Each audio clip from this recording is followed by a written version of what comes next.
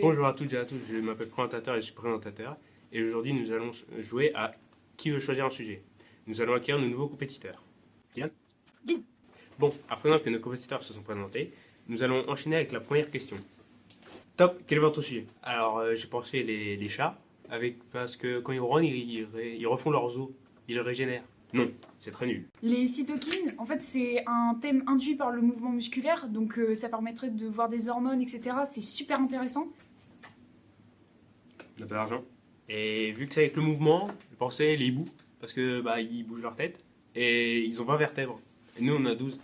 C'est bien, non? Sinon, on pourrait travailler sur les antagonistes du mouvement, avec des substances qui vont agir sur les actions synaptiques chimiques. Et on pourrait faire ça sur les vers de terre, par exemple, vu que c'est un très gros muscle et qu'on ne peut pas faire sur un muscle humain, et ça permettrait de voir justement, et ce serait super intéressant. C'est moi. Allô? Oui. Mhm. D'accord. Ouais. Ok, on fait ça. C'est une mouche? Quoi? C'est drosophile, des mouches de laboratoire. Les drosophiles, mais qu'est-ce que vous voulez qu'on fasse là-dessus? Alors on s'est demandé ce qu'on pouvait faire sur le thème des mouches et on a fait nos recherches. Et ce qu'on a vu, c'est qu'il y avait beaucoup d'articles qui parlaient de différences de comportement entre des mouches élevées en milieu avec antibiotiques et en milieu sans antibiotiques, sans pour autant jamais n'être d'accord sur les résultats. Et finalement, on s'est posé la question, est-ce que le mouvement peut être modifié par le microbiote? Il nous fallait des mouches. Donc on a fait des pièges avec de la banane et du vinaigre. Et on a regardé dans le compost pour des larves. Mais on était en novembre-décembre, ce n'était pas la saison. Donc on a dû aller en acheter. Le but maintenant, c'était d'expérimenter différentes recettes de milieu. Il fallait d'abord garder un milieu dense pour que les mouches adultes puissent marcher sur la surface, mais assez mou pour que les larves puissent y pénétrer et s'y nourrir. Il fallait aussi apprendre à doser le taux d'amoxicilline qui soit faisait moisir le milieu ou tuer les mouches présentes dans le milieu.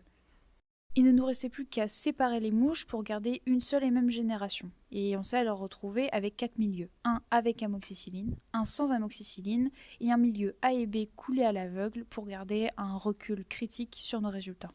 On a également regardé si les drosophiles d'ancienne génération possédaient bien un microbiote classique, ce qui nous a ensuite permis de nous exercer à isoler les microbiotes des drosophiles pour le traçage.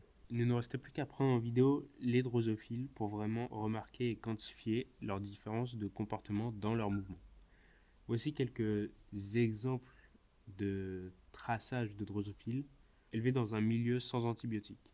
C'est d'avoir avec ces graphiques que l'on peut réellement représenter le mouvement de la drosophile ayant vécu dans un milieu sans amoxicilline.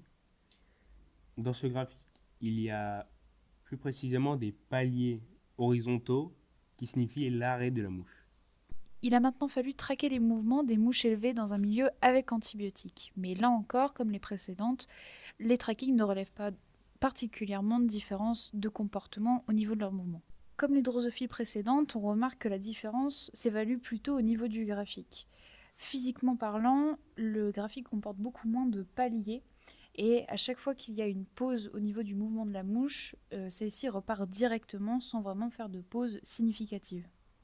Les moyennes parlent d'elles-mêmes. Les mouches élevées dans un milieu avec antibiotiques cumulent à 48,25 cm par seconde contre 32,75 cm par seconde pour celles élevées dans un milieu sans antibiotiques.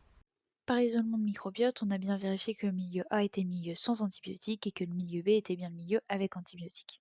C'est dans une étude américaine qu'on se rend compte que c'est la bactérie Lactobacillus brevis qui vient donner son comportement normal à une mouche. Une fois qu'elle est ajoutée au microbiote d'une mouche axénique, on se rend compte que celle-ci reprend des mouvements classiques. En effet, une fois Lactobacillus arrivé dans le microbiote de la drosophile, un de ces gènes va coder pour la fabrication de l'enzyme xylosisomérase. Celle-ci va alors faire baisser le taux de tréhalose, de sucre de la drosophile, ce qui va donner une réduction de l'activité des neurones octopaminergiques du cerveau de la drosophile, ce qui va alors donner une baisse de l'activité locomotrice. Les drosophiles nés dans un milieu avec amoxicilline sont donc beaucoup plus vifs que leurs congénères, dû à l'absence de la bactérie Lactobacillus brevis. Il faudrait voir si l'idée pouvait être élargie à l'homme, notamment pour les personnes souffrant de pathologies neuropsychiatriques en lien avec le microbiote.